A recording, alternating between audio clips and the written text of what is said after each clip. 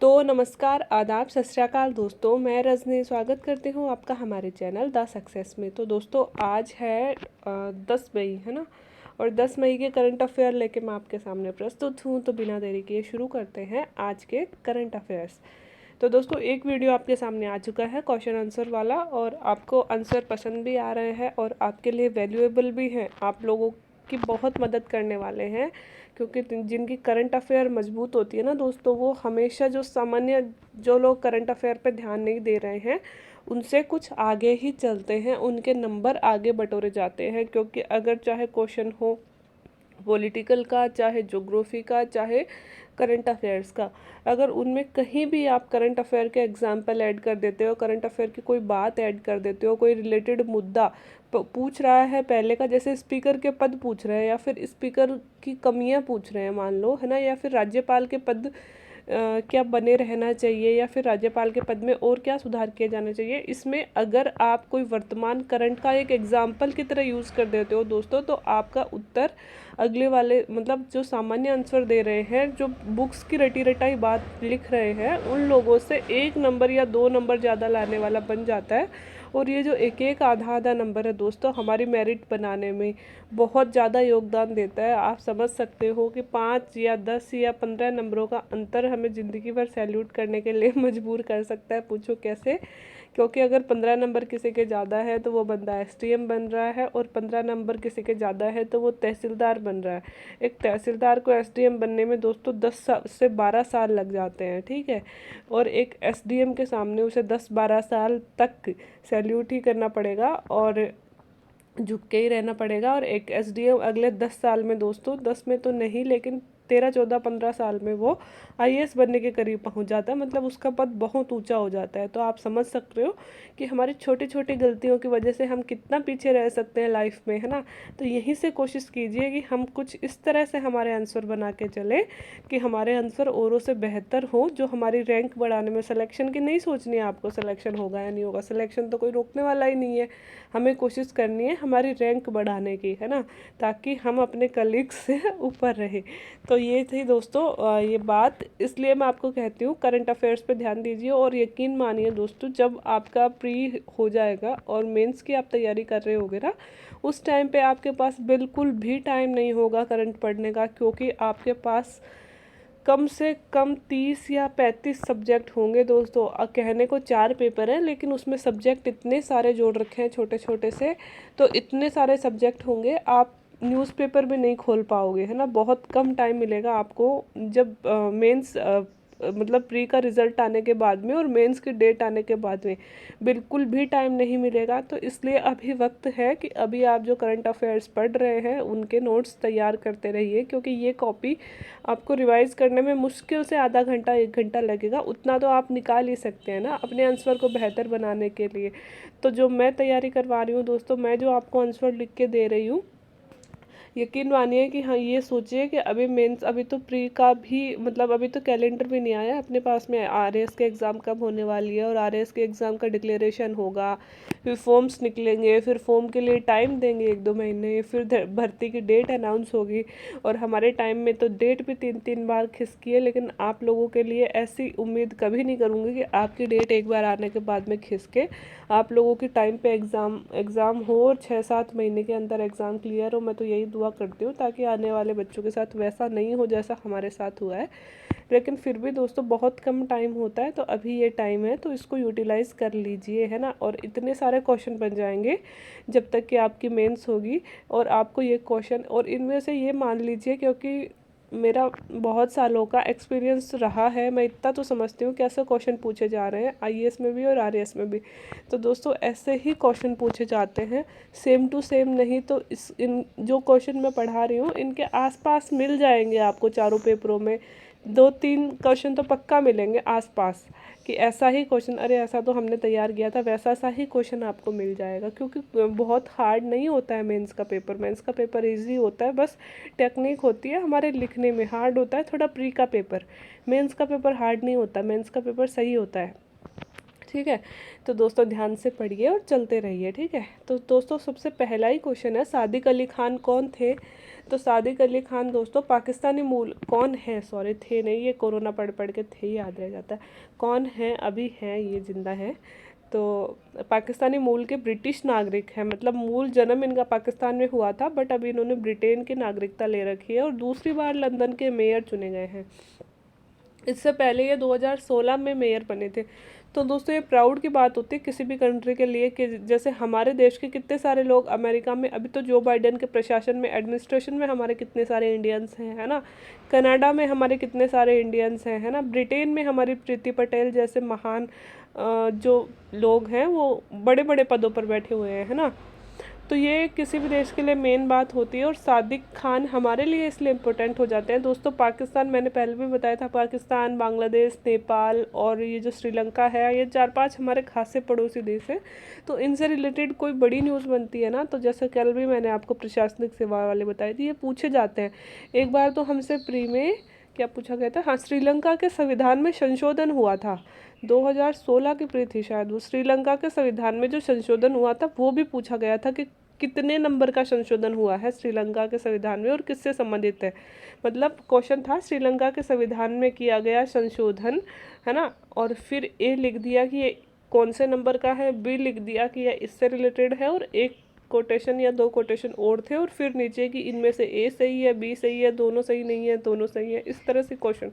तो आप समझ सकते हो कि हमें हमारे पड़ोसी देशों पे भी थोड़ा सा ध्यान दे के चलना पड़ता है अगर कोई वहाँ पे इम्पोर्टेंट चीज़ घटित हो रही है, तो इसीलिए मैंने ये क्वेश्चन डाल दिया।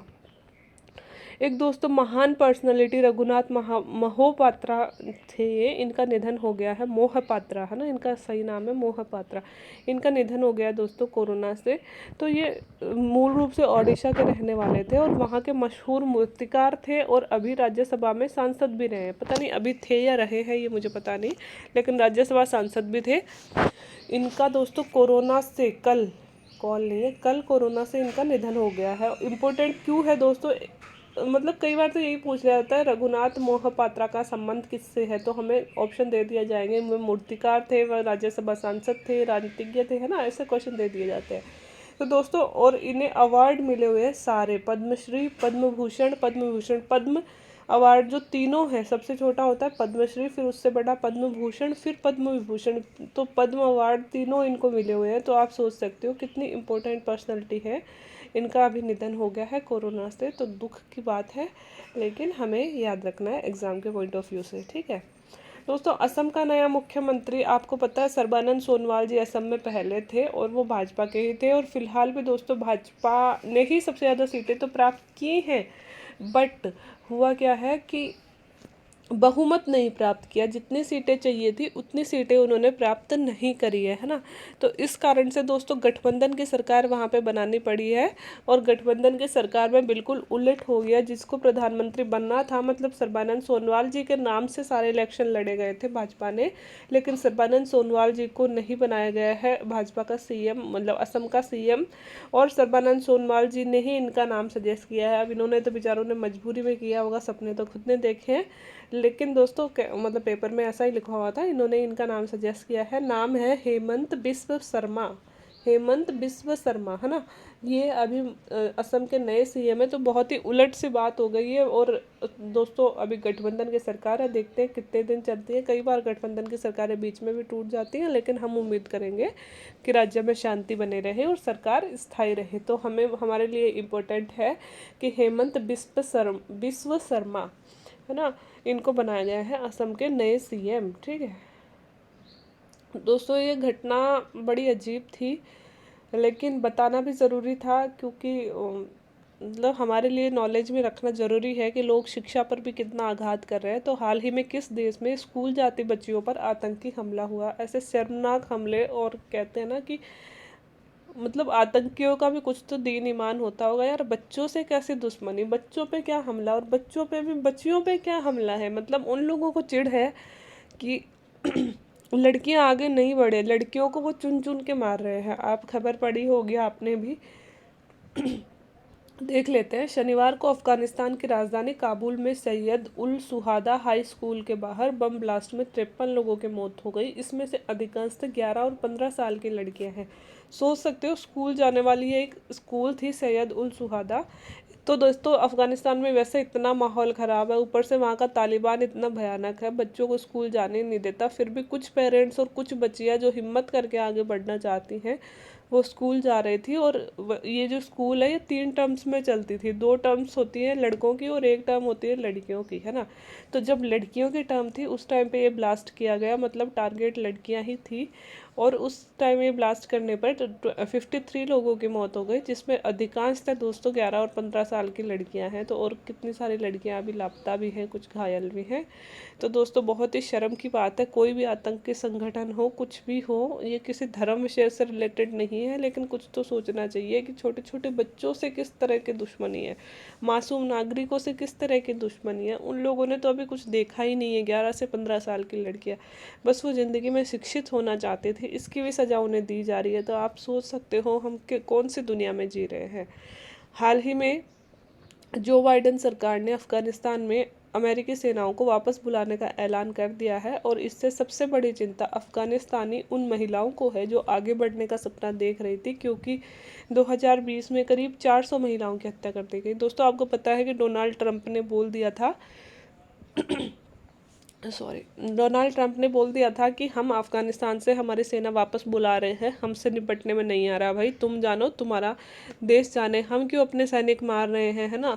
लेकिन पड़ा भी तो यही था, तालिबान को सपोर्ट करने वाला भी दोस्तों अमेरिका ही था। शुरू में जब रसिया का जब वर्चस्व था, कम्युनिस्ट मतलब सोवियत संघ का जब वर्चस्व था, तो कम्युनिस्टों को कम करने के लिए कहते हैं कि अमेरिका ने ही तालिबान को वो दिया था, आश्रय दिया था। फिर तालिबान धीरे धीरे इतना ज़्यादा ताकतवर हो गया कि सबके सर पे बैठ के नाचने लगा। और आज अमेरिका की ये हालत है कि अमेरिका के 3 या 4 प्रेसिडेंट तालिबान निकल चुका है मतलब कि 3 या 4 प्रेसिडेंट आ गए इस अवधि में। 15 से 20 साल हो गए अमेरिका की सेनाओं को अफ़गानिस्तान में, लेकिन इस युद्ध का ना तो कोई निष्कर्ष निकला है और ना ही अफ़गानिस्तान में शांति हो पाई है। भारत भी अफ़गानिस्तान में शांति के लिए बहुत तरह के प्रयास करता है, लेकिन दोस्तों भारत उस तरह के प्रयास करता है कि भारत ने वहाँ पे स्कूल बना दी, भारत ने वहाँ पे कोई पब्लिक मतलब कि जैसे कि धर्मशाला बना दी, है ना, इस तरह के सड़कें बनवा दी, पोर्ट बनवा दिए। भारत रचनात्मक कार्यों में सहयोग करता है और अमेरिका सैनिक वगैरह भेज के वहाँ पे शांति स्थापित करना चाहता है।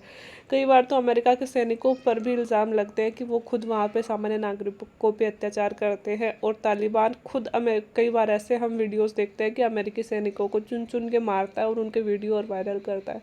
तो दोस्तों खुशी इसमें कोई भी नहीं है ना, मतलब अमेरिका वाले खुश हैं क्योंकि उनके नागरिक भी जो बेकसूर हैं, उनके नागरिक सिर्फ मतलब उनके जो सैनिक हैं वो सिर्फ नौकरी कर रहे हैं, वो वहाँ जाते हैं दूसरे देश में उनको सुरक्षा प्रदान करने के लिए, और उनके ही सैनिक मारे जाते हैं, है ना।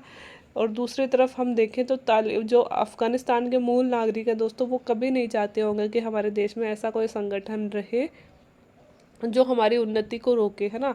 तो दोनों ही तरफ से दोनों ही देश परेशान हैं, लेकिन तालिबान का हल अभी नहीं निकल पाया है किसी भी हालत में। तो डोनाल्ड ट्रंप ने घोषित कर दिया था कि हम अपनी सेनाएं वापस बुला रहे हैं, लेकिन जो अभी जो बाइडेन सरकार आई है उन्होंने कहा कि हम एकदम से सेनाएं वापस नहीं बुलाएंगे, धीरे धीरे करके बुलाएंगे।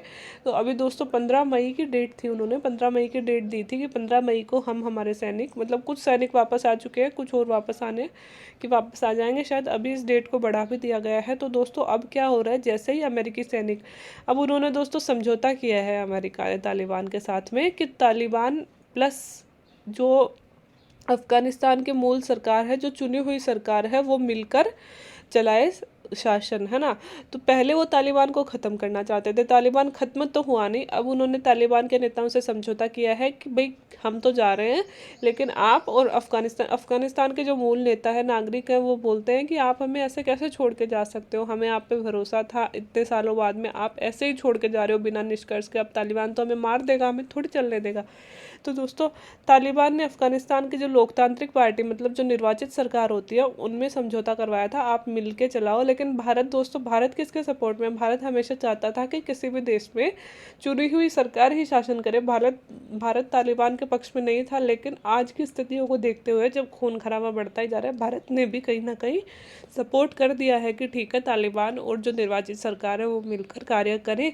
लेकिन दोस्तों जो तालिबानी घटनाएं हैं, जैसे जैसे अमेरिकी सैनिक कम होते जा रहे हैं, तालिबानी घटनाएं बढ़ती जा रही है, क्योंकि तालिबान अपने फिर से मतलब कुछ जो वर्चस्व उसका कम हुआ था अमेरिका के आने की वजह से, वो फिर से बढ़ाना चाहता है और जानबूझ के ऐसे हमले करवा रहा है, और ख़ासकर उन महिलाओं पे जो महिला होकर आगे बढ़ना चाहती है। तो पिछले साल में लगभग 400 ऐसी महिलाओं को मारा है दोस्तों उसने, जो कि कुछ आगे बढ़ रही थी, जैसे मीडिया जर्नलिस्ट हो गया, कोई तालिबान के खिलाफ बोल रही थी, कोई सोशल वर्कर थी, उनको आगे बढ़ बढ़ के उसने मारा है। तो ये सारी चीज़ें वहाँ पे हो रही है। तो देखते हैं दोस्तों इस चीज़ का क्या हल है। हल कुछ निकलने वाला है नहीं, ऐसे ही चलेगा।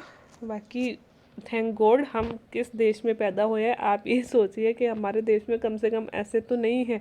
हम कितने भी अपने देश पे इल्ज़ाम लगा लें, लेकिन आज हम दोस्तों दुनिया के सुरक्षित देशों में से एक देश में रह रहे हैं, जहाँ पे हमें बोलने की भी आज़ादी है, तो हमें आराम से जीने की भी, किसी भी जगह पे जाने की भी, कोई भी शिक्षा पाने की भी, कहीं भी रहने की, सब कुछ की आज़ादी है। और कोई हमारी आज़ादी छीनने की कोशिश करता है तो बाकायदा हम सुप्रीम कोर्ट में जा सकते हैं हमारे मूल अधिकारों के तहत, है ना।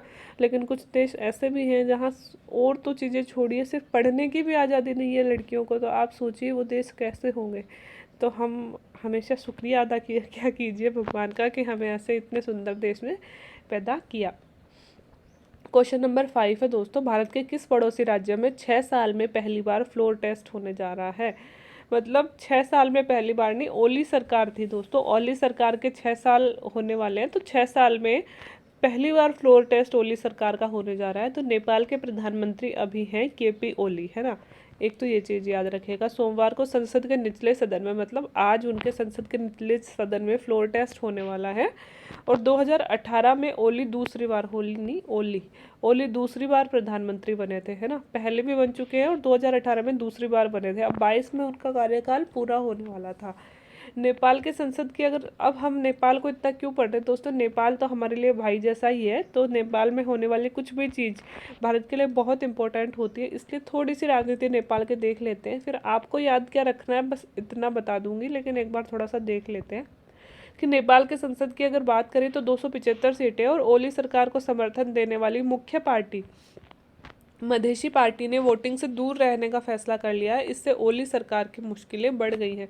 टोटल पार्टियां दोस्तों 275, और ओली सरकार को जो पहले समर्थन में थी ना मधेशी पार्टी, वो अब कह रही है कि हम वोटिंग में भाग नहीं लेंगे। इसलिए ओली सरकार को डर लग रहा है कि सरकार गिरने वाली है।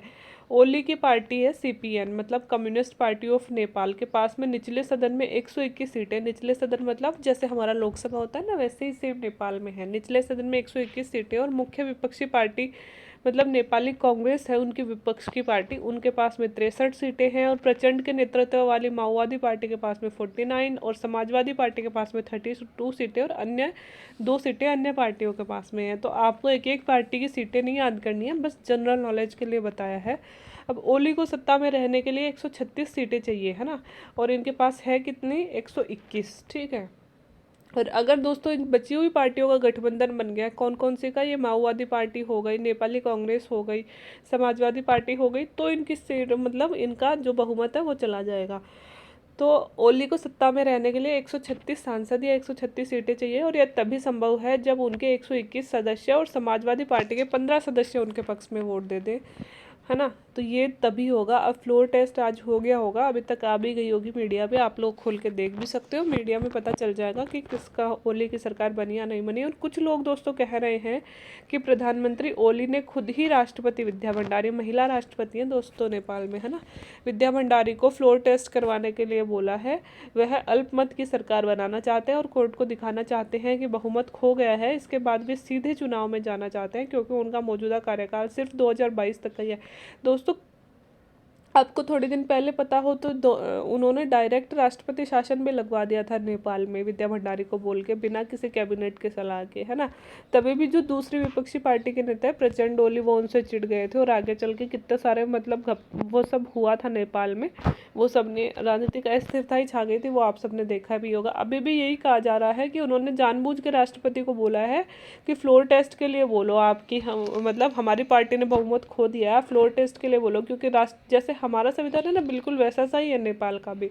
तो हमारे भी राष्ट्रपति ऐलान करता है, तो उनके भी राष्ट्रपति ने ऐलान किया और वो चाह रहे हैं कि जानबूझ के ये शो हो जाए, क्योंकि दोस्तों विपक्ष तो वैसे भी छोटी छोटी उनके जैसे हमने सबने देखा कि विपक्ष के पास में किसी के पास में भी एक के पास में 121 सीटें तो नहीं है ना, किसी के पास में 63 है, किसी के पास 38 है, किसी के पास 39 है ना।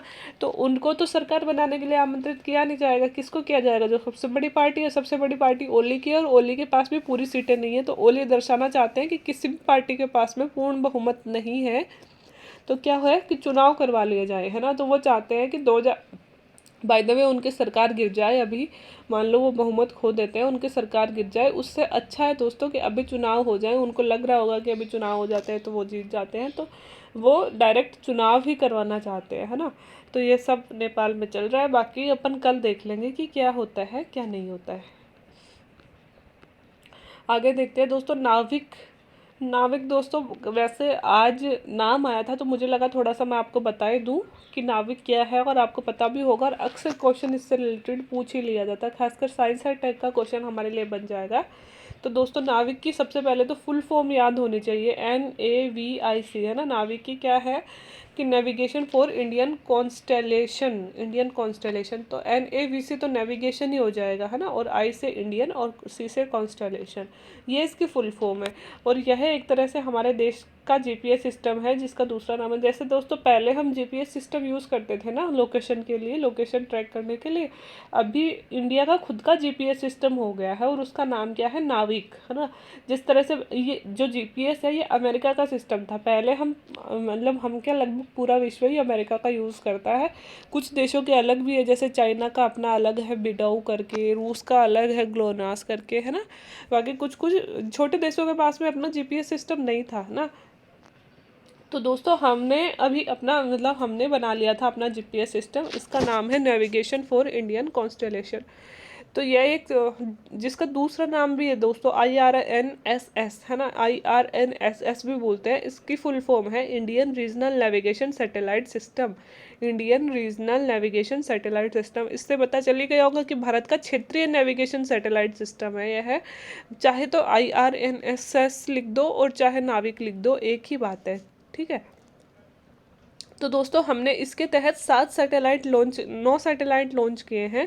पहला सैटेलाइट जुलाई 2013 में और अंतिम सैटेलाइट 2018 में। करने 8 ही थे लेकिन एक फेल हो गया था लास्ट वाला, तो उसकी जगह फिर हमन ने दूसरा सैटेलाइट और लॉन्च किया। और इसका कार्य क्या है? इसका कार्य क्षेत्र भारत तो है ही, ये सिर्फ भारत में ही अपनी सेवाएं नहीं देता है, बल्कि भारत के आसपास का जो 1500 किलोमीटर का एरिया, मतलब इधर बंगाल की खाड़ी में और इधर देखिए ये, तो इधर बंगाल की खाड़ी में और इधर अरब सागर में, यहाँ 1500 किलोमीटर के आसपास के एरिए को भी नाविक सुविधाएं देता है। मतलब 1500 किलोमीटर के आसपास के एरिए में भी कोई खड़ा है तो वह नाविक से लोकेशन ढूंढ सकता है, ठीक है। वर्तमान में नाविक को अभी अपन देखें कि भाई कौन से फ़ोन में GPS यूज़ हो रहा है, हम ऐसे देखें यार हमारे में तो GPS ही काम कर रहा है, हमारे में तो नाविक काम ही नहीं कर रहा। तो दोस्तों कुछ स्पेशल फ़ोन है जो अभी नाविक के थ्रू सुविधाएं ले रहे हैं, वो कौन से हैं? तो वर्तमान में नाविक को Redmi Note 9 और Xiaomi Realme 6 सीरीज़ 1+ नोड आदि के द्वारा उपयोग में लिया जा रहा है। तो ये कुछ फ़ोन है, ज़्यादातर इनमें चाइनीज़ ही है, तो वो अभी नाविक को यूज़ कर रहे हैं। मतलब ये जो अपन को लोकेशन दिखाते हैं ना, वो अपने वाले नाविक के थ्रू ही दिखा रहे हैं। एक दोस्त छोटी सी क्वेश्चन है, माई ऑक्टोपस टीचर क्या है? तो दोस्तों यह एक 85 मिनट की डॉक्यूमेंट्री है जिसे हाल ही में अकेडमिक अवार्ड दोस्तों ऑस्कर अवार्डों का ही दूसरा नाम है, तो अकेडमिक अवार्ड प्राप्त हुआ है। किसको? माई ऑक्टोपस डॉक्यूमेंट्री। माई ऑक्टोपस टीचर ये एक डॉक्यूमेंट्री है, मतलब 85 मिनट की एक छोटी सी पिक्चर है, खुद पे ही फिल्माई हुई। ऑक्टोपस दोस्तों एक जीव होता है जो समुद्र में रहता है, आपने देखा भी होगा कई बार ऑक्टोपस ऐसे करके उसके खूब सारे पैर होते हैं, वो भविष्यवाणी भी करता है कई बार, है ना। ऑक्टोपस कहते हैं उसकी भविष्यवाणी हमेशा सही भी होती है, तो वही वाला ऑक्टोपस है। तो दोस्तों एक मतलब पर्सन है, निर्देशक भी, उनका कुछ नाम भी था, हमें इतना याद नहीं रखना है, बस इतना सा याद रखना है कि भाई ये क्या है। तो उन्होंने खुद ने मतलब कुछ दिन वो समुद्र में रहे थे और उस ऑक्टोपस के साथ दोस्ती करी थी, और सारी डॉक्यूमेंट्री उन्होंने ये वाली बनाई है। तो दोस्तों अभी 93वें ऑस्कर अवार्ड में बेस्ट डॉक्यूमेंट्री फिल्म का अवार्ड इस मूवी को मिला है, तो आप ये याद रख सकते हैं। तो ये थे दोस्तों आज के करंट अफेयर्स, उम्मीद है आपको अच्छे लगे होंगे। अच्छे लगे हो तो please like share and subscribe my channel. Thank you so much.